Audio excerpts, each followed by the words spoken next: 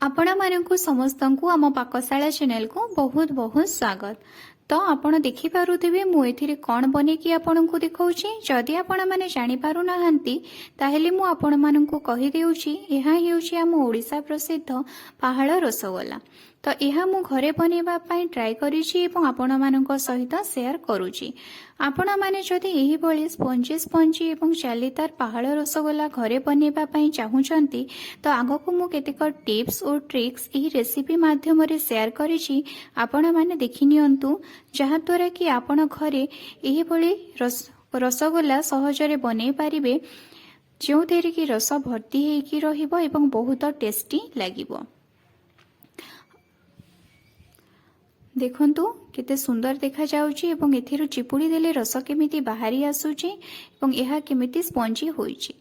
एथिपाई मु 1 लिटर गोरस को नै जाउची एवं एहा को मु भल भाबरे गरम करी देउची एवं गोरस को छिंडेबा पई मु लेंबू किंबा विनेगार व्यवहार करू नाही। मु दही को भल भाबरे मंथी देई पानिया करी नेछि एवं एबे आमे एही दही को हमर गोरस गरम हैला परे गोरस ऊपर पकई दबा, जहा द्वारा कि हमर दूध धीरे धीरे 5 मिनिट गला परे छिंडी आसीबो। देखंतु दूध केमिति छिंडी जाईछि। एबे आमे संगे संगे एहा को कोनसी गोटिए कॉटन कपड़ा रे छाणी नेबा। जदि आपण बेसी समय पर्यंत एहा को रखिबे तेबे एहा टाण होई जाई पारे, तेणु एहा को आमे संगे संगे छाणी नेबा। देखंतु मु छाणी नेउची। एही भली भाबरे आपण एक पतला कॉटन कपड़ा नै जिबे एवं सेथिरे आपण धीरे धीरे एहा को छाणी नेबे। एसबू को छाणी सारिबा परे आमे एहा उपरे किछि ठंडा पानी देई देबा, जहा द्वारा कि जदि एथिरे किछि खटा अंश रहिथिबो ताहा पळेई जिवो। देखंतु एभली भाबरे पानी देई देबे एवं आपण एमिति भाबरे दळी देई एथिरु सबु पानी अंश तक बाहर करि देबे। 2 रु 3 थर आपण ठंडा पानी देई एमिति पानी बाहर कला परे एभली भाबरे चिपुडी देबे। एबे आमे एहा उपरे एक ओजनिया जिनिस रखि देबा। आपण चाहिले एहा उपरे जदि आपणक पाखरे शिलपुआ अछि शिलपुआ मध्ये रखि पारिबे। मु एथिरे एहा उपरे गुटिए पात्र रे किछि पानी नै जाईछि एवं से छेना उपरे रखि देउछि। एहा को मु आधा घंटा पर्यंत छाडी देउछि। एबे आमे गोटे पात्र रे गोटे कप पानी नै जिबा, ता उपरे आ गोटे कप पानी देबा। तेबे टोटल 2 कप पानी रे आमे गोटे कप चीनी देबा। एबे आमे गोटे कप चीनी और 2 कप पानी को भल भाबरे मिलई नेबा।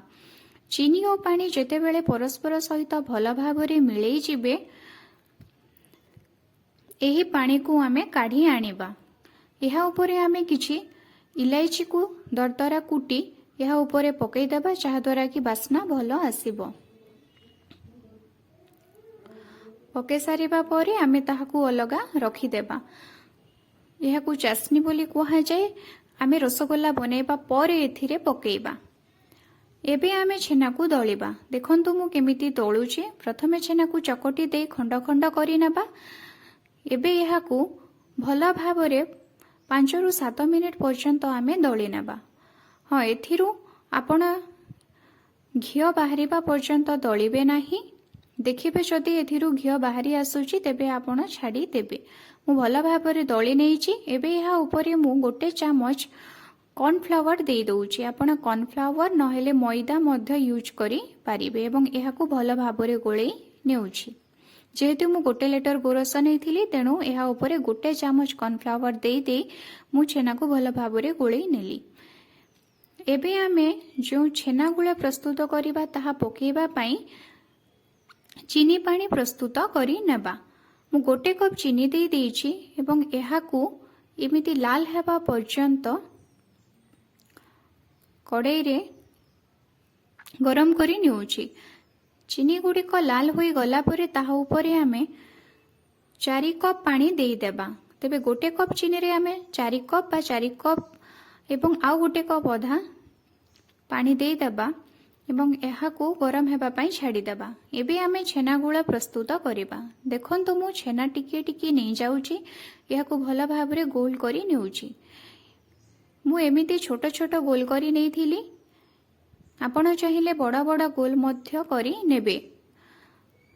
ତେବେ ଏହି 1 ଲିଟର ଗୋରସରୁ ଛିଣ୍ଡିଥିବା ଛେନାରୁ ମୁଁ ପ୍ରାୟ ଛୋଟ ଛୋଟ ଗୋଲ କରି 12ରୁ 13 ଖଣ୍ଡ ଛେନା ଗୁଳା ପ୍ରସ୍ତୁତ କରି ନେଇଥିଲି। ଯଦି ଆପଣ ବଡ଼ ବଡ଼ ଗୁଳା କରୁଛନ୍ତି ତ ପ୍ରାୟ 9ରୁ 10ଟି ଛେନା ଗୁଳା ପ୍ରସ୍ତୁତ ହୋଇପାରେ। ଏହିଭଳି ଭାବରେ ମୁଁ ଗୋଲ ଗୋଲ କରିନେ ସବୁ ଛେନା ଗୁଳାକ ପ୍ରସ୍ତୁତ କରିନେଲି। ଏବେ ଏହି ଛେନା ଗୁଳା ଗୁଡ଼ିକୁ ଆମେ ଯେଉଁ ଚିନି ପାଣି ଗରମ କରି ରଖିଛେ ସେଥିରେ ପକାଇ ଦେବା ଏବଂ ଗୋଟେ ଗୋଟେ କରି ଆପଣ ପକାଇବେ, ଏକା ସାଙ୍ଗରେ ପକାଇବେ ନାହିଁ, ଧୀରେ ଧୀରେ କରି ଆପଣ ସେଥିରେ ପକାଇବେ। ଛେନା ଗୁଳା ସବୁ ପକାଇ ସାରିବା ପରେ ଆପଣ ଗ୍ୟାସର ଫ୍ଲେମ୍କୁ ହାଇ କରିଦିଅନ୍ତୁ ଏବଂ ହାଇ ଫ୍ଲେମ୍ରେ ଆପଣ ଏଥିରେ ପାଣିରେ ଫୁଟିବା ପର୍ଯ୍ୟନ୍ତ ଅପେକ୍ଷା କରନ୍ତୁ। ଚିନି ପାଣି ଫୁଟିଯିବା ପରେ ଆପଣ ଢାଙ୍କୁଣୀ ଦେଇ ଦିଅନ୍ତୁ ଏବଂ ଏହାକୁ ହାଇରୁ ମିଡ଼ିୟମ ଫ୍ଲେମ୍ରେ ରଖି 20 ମିନିଟ୍ ପର୍ଯ୍ୟନ୍ତ ଛାଡ଼ି ଦିଅନ୍ତୁ।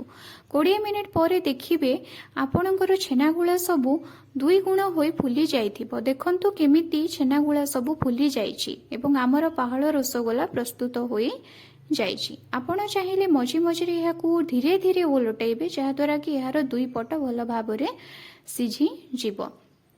ଦେଖନ୍ତୁ କେମିତି 2 ଗୁଣା ହୋଇ ଫୁଲି ଯାଇଛି ଏବଂ କେତେ ସୁନ୍ଦର ଦେଖା ଯାଉଛି। ଏବେ ଆମେ ଏହାକୁ କାଢ଼ି ନେବା ଏବଂ ଆଗରୁ ଯେଉଁ ଚିନି ସିରା ପ୍ରସ୍ତୁତ କରି ରଖିଥିଲେ ସେଥିରେ ଗୋଟି ଗୋଟି କରି ଏହାକୁ ପକାଇ ଦେବା।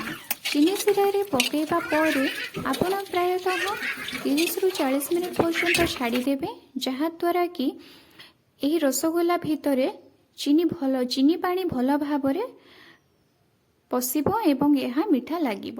ଦେଖନ୍ତୁ କେମିତି ସବୁ ଚିନି ପାଣି ବାହାରୁଛି ଏବଂ କେତେ ସୁନ୍ଦର ଦେଖାଯାଉଛି। ଯେମିତି ସୁନ୍ଦର ଦେଖାଯାଉଛି ସେମିତି ଫୁଲିଛି ମଧ୍ୟ ଏବଂ ସେମିତି ଟେଷ୍ଟ ମଧ୍ୟ ଲାଗିବ। କେମିତି ଜାଲିଦାର ହୋଇଛି।